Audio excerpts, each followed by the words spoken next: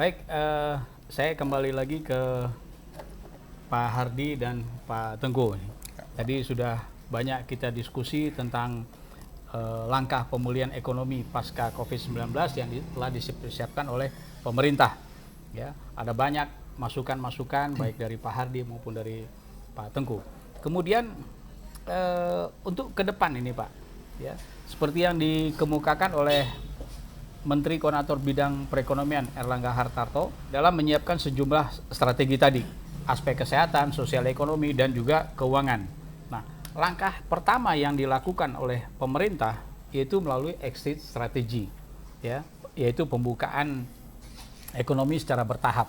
Nah, kalau kita bicara tentang pembukaan ekonomi secara bertahap, kira-kira menurut Pak Hardy langkah-langkah yang diterapkan oleh pemerintah ini bagaimana ini strateginya? Jadi sebenarnya yang seperti saya bilang tadi, kehidupan ini harus terus berjalan ya Pak ya. Ya. Kesehatan kita penting, perekonomian juga penting. Jadi pembukaan strategi ini kan kemarin pemerintah dengan new normal ya, normal. Jadi tetap kita mulai kehidupan baru tapi dengan kondisi baru. Kondisi baru dalam hal yaitu tetap menjaga jarak, prosedur kesehatannya dilaksanakan. Jadi pelan-pelan dibuka walaupun dengan itu ya tidak menutup kemungkinan virus itu wabah makin menambah juga gitu kan. Tetapi ya itu jadi buah si malakama. Jadi tapi tetap harus dijalankan, dibandingkan di stop sama sekali gitu loh Pak. Di stop sama sekali, lambat laun juga kalau ekonomi Indonesia memburuk kan juga makin terpuruk malah makin terpuruk. Jadi tetap berjalan beriringan gitu loh Pak. Jadi istilahnya ya tempat-tempat umum udah dimulai buka kembali walaupun ada pembatasan, jaga jarak, biasa kita bisa duduk dekatan. Di restoran ini kita mesti jaga ada batasnya, batasan-batasan ya. Tetap harus tetap di ini kan. Ya, kalau menurut Pak Tengku sendiri tentang exit strategi yang tentang pembukaan ekonomi secara bertahap ini kira-kira bagaimana Pak? Dari sisi hukumnya Pak, strategi-strategi pemerintah ini? Kita ketahui bahwa untuk pemulihan ekonomi ini ada permen, ya, kemudian ada perda di daerah. Itu kan merupakan regulasi yang bisa dijadikan dasar untuk melaksanakan kegiatan-kegiatan pemulihan ekonomi ini. Kemudian yang memang penting diperhatikan oleh kita bersama adalah eksekusinya. Jadi melakukan eksekusi tentang permen ini dan perda misalnya di daerah itu sangat penting adanya suatu pengawasan.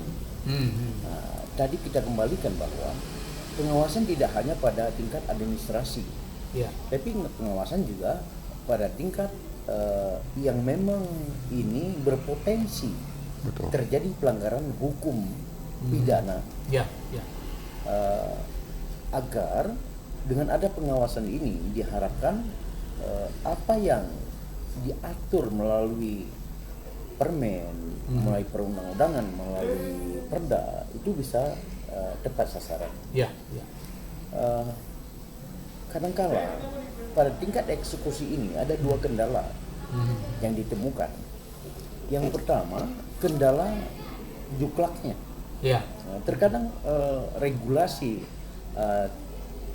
yang pada tataran perundang-undangan, permen, perda itu sudah keluar, tapi juklaknya kadang mereka tidak dilakukan semacam sosialisasi yang baik. Yang kedua juga bisa kita lihat di juknisnya yang sangat penting juga karena eksekutor di bawah itu mereka hanya melaksanakan. Sehingga perlu juga selain diedukasi kepada masyarakat, ada edukasi kepada eksekutor yang paling bawah ini agar mereka tidak terjadi pelanggaran. Lalu pertanyaannya, kalau terjadi pelanggaran hukum bagaimana? Nah, kalau terjadi pelanggaran hukum itu bisa dibagi kepada dua. Yang pertama, bisa saja pelanggaran yang tidak disengaja, yang mungkin nanti bisa dikaji kenapa ini terjadi. agar tidak terjadi lagi setelah itu. Ya, ya. Betul. Yang kedua, ada pelanggaran yang memang ada unsur kesengajaan. Yang ini harus diproses agar menjadi pembelajaran kepada yang lain agar mereka tidak mengulangi lagi. Ya, ya. Nah, misalnya saja tidak hanya pada sektor ekonomi, sektor kesehatan juga saya pikir juga penting pengawasannya. Ya. Karena antara sektor kesehatan dan sektor ekonomi ini kan saling keterkaitan. Ya, ya. Jadi keterkaitan keduanya itu, kalau mau kita ini menjadi lebih baik ke depan, menjadi lebih sehat ke depan, tidak hanya sehat fisik ya, tapi ekonomi juga harus sehat kan gitu betul, ya. Betul. Nah, karena berarti pengawasan harus diperketat.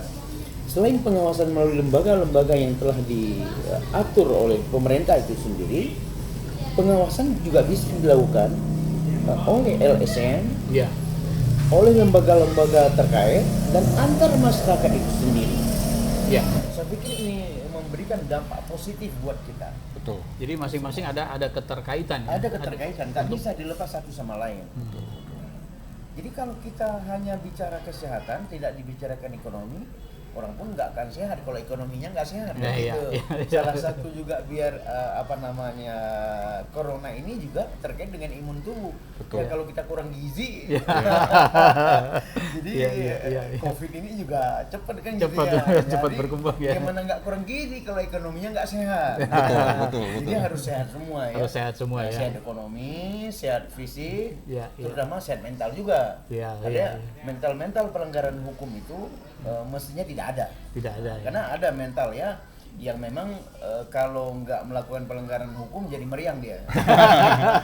Jadi ada seolah-olah ada unsur kesengajaan ya. Iya. Ada unsur ada di mana ada peluang di situ mungkin dia masuk. Iya. Nah, ini mungkin di situ nanti Bapak selaku praktisi hukumnya yang bisa memberikan sosialisasi, bantu sosialisasi kira-kira seperti itu ya, Pak. Kita dari praktisi hukum di mana memang kita dibutuhkan, memang sudah kewajiban kita untuk melaksanakan pendampingan hukum misalnya, kemudian edukasi tentang hukum misalnya, kita merasa sangat terhormat kalau itu dibuka pintu, kan gitu ya. Nah, tadi Pak Hardi sudah bilang ada ini dari BUMN ya.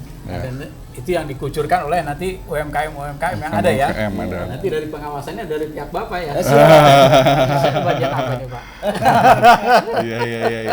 Nah, kemudian saya beralih ke Pak Hardi nih. Ada langkah kedua yang mengenai program pemulihan ekonomi nasional. Ya, seperti tadi Pak Hardi kemukakan dari masing-masing BUMN di sini sudah dibuka keran-kerannya untuk pemulihan ekonomi nasional secara keseluruhan. Nah, kira-kira langkah-langkah ini bagaimana Pak menurut Pak Hardi? Iya, dengan adanya BUMN misalnya organisasi ini, ya tetap kembali lagi ke UMKM-nya kan. Iya. Dana itu ya harus dengan pemulihan digunakan dengan sebaik-baiknya. Iya. Gitu. Peran pemerintah lebih kurang ya misalnya kan ada wadah ya organisasi UMKM misalnya itu kan UMKM dikumpulkan Pak. Jadi bisa saling beli antar mereka gitu loh. Jadi si A butuh apa ada di sini, si B butuh apa ada di sini. Jadi muter-muter. Jadi semuanya bisnisnya berjalan. Gitu. Dan jadi bukan hanya barter ini Pak ya? Bukan hanya barter. Jadi misalnya orang bilang kalau kita saling kenal kan, kalau butuh apa-apa ngapain jauh, ada yang dekat gitu kan. Iya. Jadi saya butuh apa barang dari Bapak kita ini, Bapak butuh apa barang dari Pak ini. Muter-muter di situ. Jadi ekonomi itu bisa bertumbuh bersama-sama ya, bertumbuh sama-sama ya. Bertumbuh bersama-sama gitu. Jadi dari modal yang diberikan itu ya akan sangat efektif begitu. Nah, itu juga makanya tadi mungkin juga perlunya pengawasan juga, jangan sampai udah dikasih modal dipakai buat yang lain. Yang lain. Gali lubang tutup lubang. Iya. Dana dari BUMN ini kan juga harus dikembalikan, Pak. Dikembalikan, diputar untuk yang lain untuk juga. Yang lain, jangan sampai mati di satu orang gitu. Iya. Kalau mati di satu orang, yang lain kan kesian nggak kebagian. Iya. Itu satu. Dan juga mungkin peran pemerintah mungkin buat semacam gugus kerja ya, apa untuk penyelamatan misalnya UMKM ini. Jadi tugasnya ya tadi misalnya mendata UMKM produk-produknya gitu kan, yang seperti saya bilang tadi, si A punya produk ini, si B punya produk ini, itu dijadikan satu seperti kayak ini loh, marketplace, Iya. Tokopedia atau apa. Iya, iya, Itu iya. kan semua kan udah berjalan itu kan. Bisa saling membutuhkan. Iya, iya, iya. Kemudian satu hal lagi, langkah ketiga, yaitu tentang riset dan transformasi ekonomi. Riset menjadi penting, seperti tadi Betul. Pak Tengku katakan, riset menjadi penting karena berbagai sektor ekonomi sudah turun minus ini. Minus. Sudah turun minus. Nah, kira-kira riset tentang ekonomi yang seperti apa nanti yang diharapkan oleh pemerintah? Kira-kira bagaimana, Pak? Mungkin yang pertama memang Pak Riki, riset ini juga bisa dilihat dari sisi pertumbuhan dan penurunan ya, Iya. statistik ekonomi kita itu bagaimana membacanya. Kemudian berapa digit kita turun, dan kita bisa menaikkan berapa digit dari analisa itu. Ya. Jadi riset tidak hanya berhenti pada data saja, Benar. tapi harus masuk kepada analisa peningkatan itu sendiri. Jadi istilahnya ada masalah, tapi ada solusi. Betul. Kalau hanya diungkapkan masalah, tidak ada solusi, ya berhenti di masalah itu. Iya. Dan masalah tidak pernah selesai, hanya sekedar diketahui saja. Iya, iya. Nah, solusi tidak ada. Ya. Nah, itu mungkin pertama ya. Memang riset dan secara formal ada standar. Ya. Tetapi ini bisa berkembang karena memang dipadukan misalnya dengan transformasi ekonomi. Itu juga penting. Iya, iya. Kemudian yang kedua, saya pikir tepat yang disampaikan tadi, riset juga mengacu kepada produk unggul, ya, produk yang unggul kita bisa meningkatkan ekonomi kita di UMKM itu apa? Produk unggulan. Iya. Apakah produk unggulan di daerah tertentu atau produk Betul. unggulan nasional? Iya. Betul, Nah, betul. misalnya kita ketahui ya, dulu kita punya produk unggulan misalnya batu bara, misalnya. Tetapi ketika di samping batu bara ada kelapa sawit misalnya. Kemudian sekarang ada kelapa kopior misalnya. Dari sisi perkebunan. Nah, dari sisi pertanian, dari sisi mungkin sektor pengolahan, ya, produk olahan, kan itu UMKM yang Betul. menanganinya. Nah, kalau produk-produk unggulan ini di daerah dan secara nasional bisa ditentukan oleh sebuah riset yang bagus, saya pikir pemerintah akan bisa menentukan produk yang mana yang mereka akan membangun pembinaannya kepada mereka melebihi daripada produk-produk lainnya. Iya, iya. Yang kedua, tidak hanya terhenti di produk, tapi juga jasa. Kita ketahui ada beberapa jasa, jenis jasa yang memang berjalan normal walaupun di masa COVID. Gitu. Contohnya apa, Pak, yang jasanya? Kita misalnya lihat misal di jasa penelitian, misalnya ya, nah, itu kan tidak ada pengaruh dia. Karena kan jangka menengah dan jangka panjang. Justru jasa konsultan, jasa lawyer itu Iya. banyak itu Pak di makin banyak masalah. Tapi kan kita tidak mengharapkan itu, yang Iya. semua berjalan beriringan gitu kan. Makanya berarti pada diskusi kita hari ini saya tidak salah pilih ya.